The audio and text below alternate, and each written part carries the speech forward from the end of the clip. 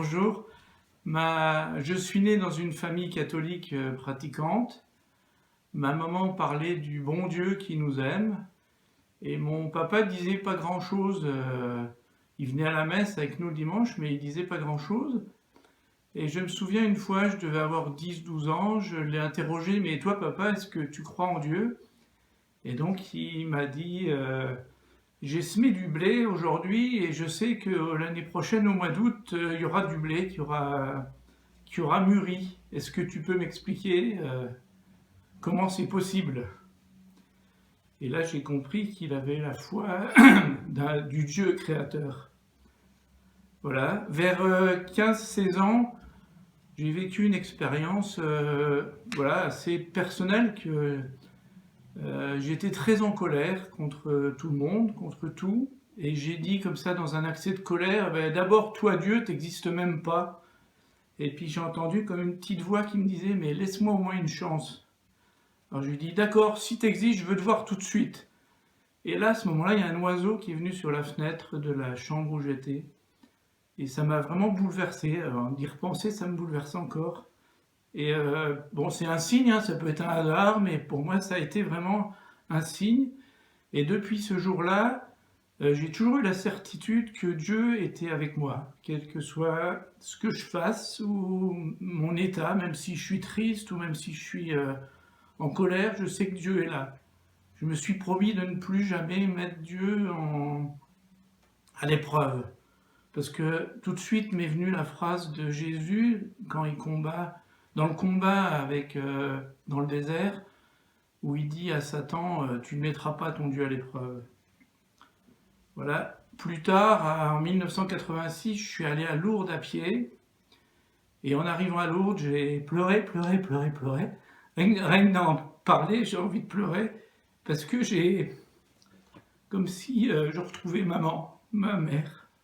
Et donc, ouais, je suis resté à Lourdes une semaine. Et là, alors Marie m'a pas parlé, mais j'ai compris qu'elle me disait de me tourner vers son fils, vers Jésus. Et puis plus tard, j'ai lu dans le Père Grénon de Montfort qui dit on va à Jésus par Marie. Et effectivement, c'est un peu cette expérience que j'avais faite. Voilà. Alors aujourd'hui, comment je nourris ma foi?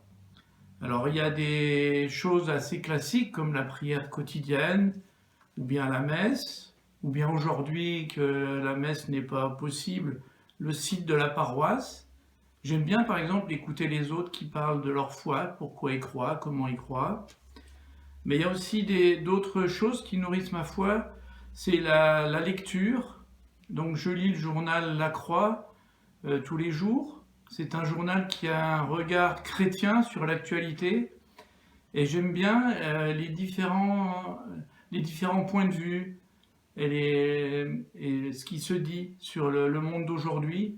Voilà, tout n'est pas mal dans le monde d'aujourd'hui. Il y a beaucoup de signes, beaucoup de belles choses qui se vivent, quelle que soit l'époque, quelles que soient les situations. J'aime beaucoup aussi lire des livres. Alors je cite juste le dernier que j'ai lu, c'est Une vie renouvelée dans l'Esprit Saint de Joël Guibert. Donc c'est un prêtre qui est originaire du diocèse, hein, du coin là, qui raconte sa vie, ses peurs, ses angoisses en tant que séminariste, puis en tant que prêtre, et puis petit à petit sa conversion grâce à la rencontre avec une vieille dame qui lui fait s'orienter vers l'Esprit Saint. Et puis je peux peut-être raconter une toute petite anecdote, j'étais en train de lire son livre, et il dit, mais fermez le livre et demandez à l'Esprit Saint ce qu'il veut pour vous maintenant. Alors j'ai fait l'expérience, j'ai fermé le livre, et puis j'ai dit, bah Esprit Saint, et hop, je me suis endormi sur le canapé. Donc je pense que l'Esprit Saint voulait que je me repose. Voilà, donc c'est pareil, c'est encore un signe personnel, quoi. C'est pas, voilà, c'est vraiment. Et puis l'autre lieu où je vois beaucoup Dieu, c'est la nature, la création, quoi, je dirais, la création, à la fois dans sa grandeur, par exemple dans les étoiles, ceux qui étudient les étoiles et voilà, le monde, et puis dans la nature, vraiment, une fois Nicolas Hulot, il dit, c'est une tête d'épingle, notre nature, notre terre, où il y a de la vie.